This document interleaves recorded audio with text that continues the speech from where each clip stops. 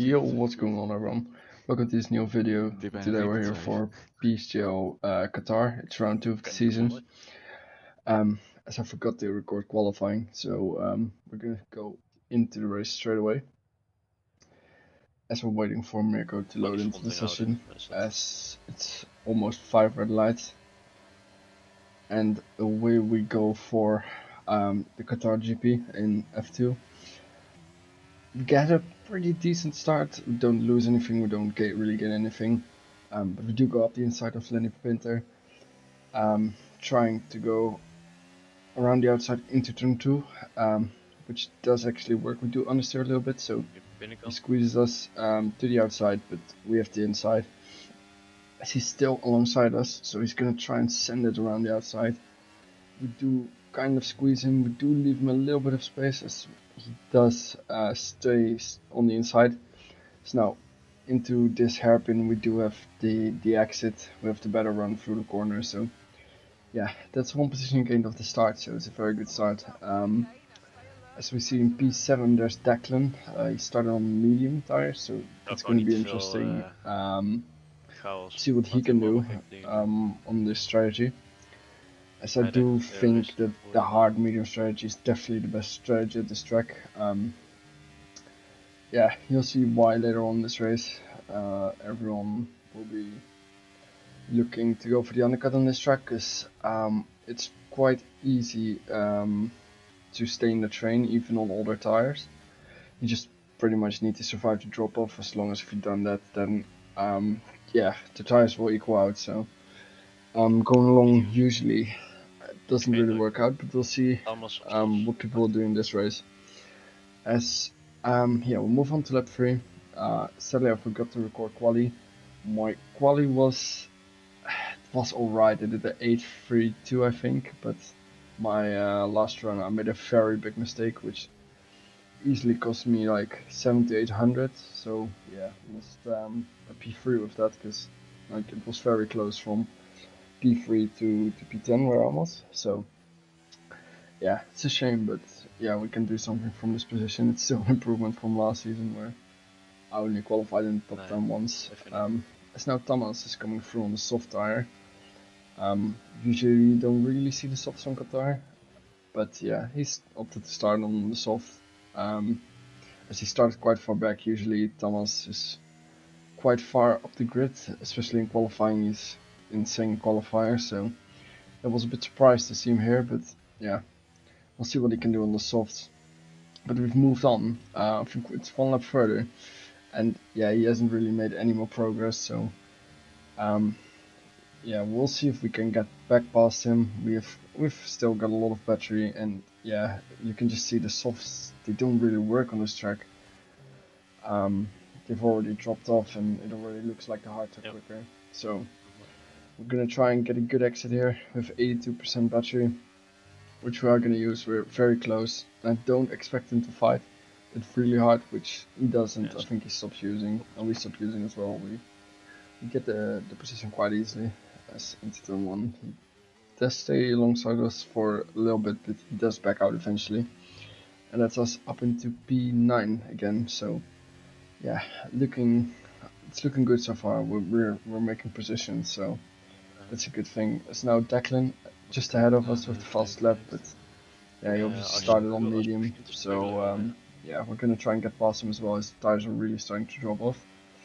I think he got a late call for this race, so yeah, he did have a very good quality to say that, to say the least, with yeah, probably not a lot of practice, so yeah, fair play to him. But yeah, we are gonna try and get past him, but yeah, we're not really using the battery, we're not really close enough, so I decided not to use, and yeah, still behind him, but yeah, I do really want to get past him because his pace is dropping a little bit, so we might lose the train, and as soon as he boxes there obviously will be a bigger gap to the Duras, so yeah, we really want to get past him. So now again onto the start finish straight, which is definitely the best overtaking opportunity on this track as we're using our battery. I don't expect him to fight really hard, but he does use a little bit to try and stay ahead. does defend, but yeah, we just keep the battery on, we just commit to the move. As also he does try and stay alongside, but yeah, eventually he does back out.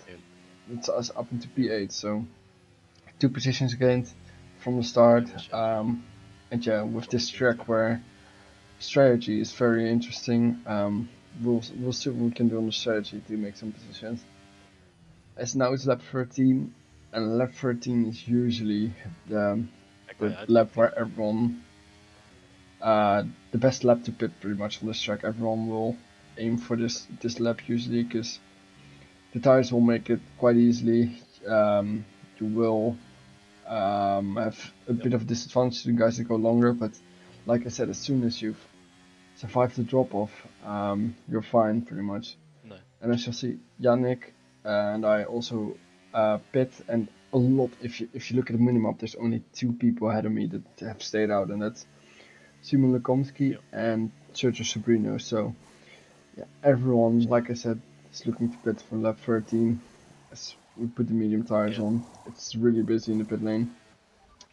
And the lap before us, I think Mirko and a couple of others boxed as well. So they're gonna try and undercut us, as on this pit exit we will need to use our battery to try and stay ahead. As I think that Declan and Mirko battling, as Mirko gets the position. And now he's gonna try and go round the outside of us. We're on cold tires, we understeer, and we do push him off. But yeah, I do give him the position here. Thomas also tries to get through, which was quite an interesting move, but yeah, he just let us back through, so no harm done. But we do have Mirko ahead of us now, which isn't really ideal. I do really want to get past him as soon as possible. So I defend a little bit into this hairpin so Thomas doesn't get past us. But yeah, Mirko will catch back up to the DRS of course, and that's gonna be difficult to get past him because this track is so difficult to overtake. As now the guys that have stayed out a bit longer are coming out. As that's Simon Lukomski. We do undercut. We go around this outside, and that's that position gained. But Sergio Sobrino is still staying out, so he's doing quite a big overcut. And he'll try and get us back later in this race. But now we have Simon Lukomski behind us, and to be honest, I didn't really think I was going to be able to keep him behind, so I wasn't really wanting to use all of my battery to try and keep him behind, as we've overtaken Sergio Sobrino there, because he boxed. As you'll see, the gap between me and Simon is really getting a lot smaller. And yeah, I didn't really think there was any way we're gonna defend from him.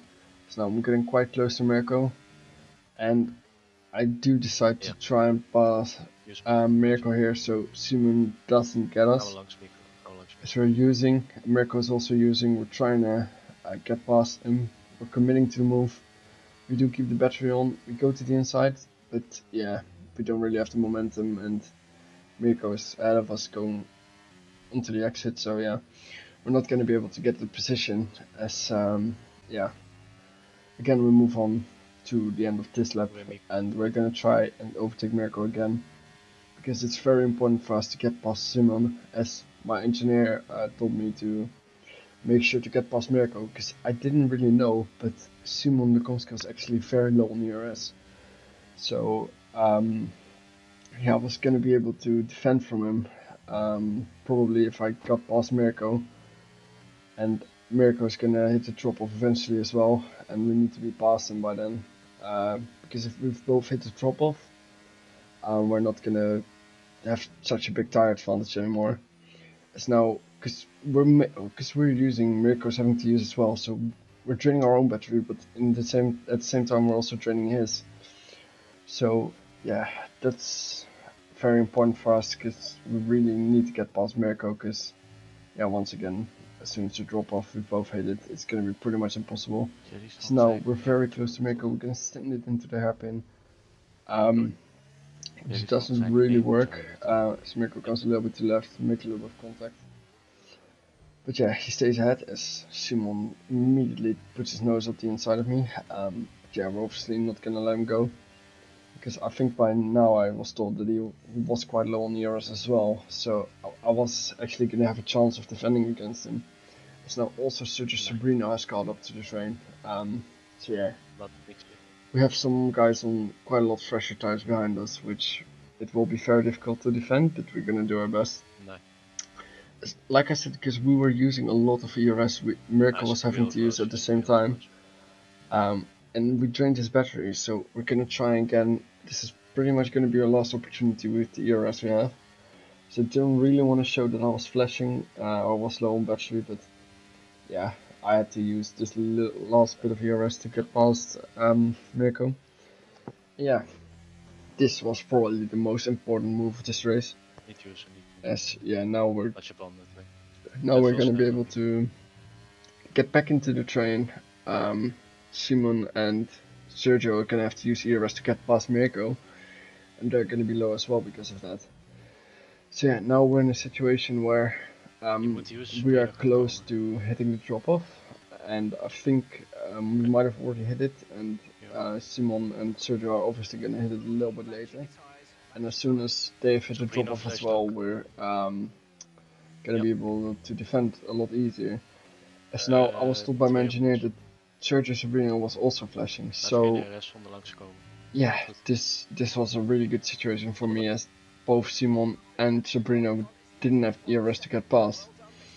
As now we've moved on to the last 3 laps, and I think we'll stay on board for the last few laps. As I'm nearing the second drop off, which is around 60 to 70% tire wear, you'll hit the second drop off and your tires will really start to die. As you can see on the right bottom, we have the tire indicator, so that means we've hit 60%. Yeah, I think Sabrino had 2 or 3 lap pressure tires. I don't know how much it was, but he's obviously also hit the first drop off, so we're both in a similar situation as in the pace of the tire. So yeah, we just need to try and defend now. And as you'll see, we actually have quite a lot of battery. We've saved quite a bit. It's very hard to save at this track when you're leading the pack and you don't have anyone ahead of you. You actually don't even gain ERS. But because we're running quite low wings, we were able to save quite a lot of battery. And in this final sector, we are a lot faster than Sabrino, so he isn't really able to get close enough to overtake us. And yeah, 3.5 tenths on this track, it's just not close enough to use battery and get past. As now it's only 2 more laps for him to try and get this move done. And yeah, the longer this race goes on, the better his tires will be compared to mine, because I'll be closing in on the second drop off, and that will really really slow my pace down quite a lot. But yeah, we're doing well so far in keeping Sabrino and Lukomsky behind, which I thought when they caught the train, I thought it was going to be an impossible task, but that overtake on Mirko really helped me save battery while they were still draining their battery to try and get past Mirko. And yeah, because of that, when they got to me, they also had no battery left, so they weren't really too easily able to overtake me. As now Sergio's tires are clearly quite a bit faster than mine. He's only 1.7 tenths behind us, but we're just very fast on the straight, and this final sector is pretty much all flat out.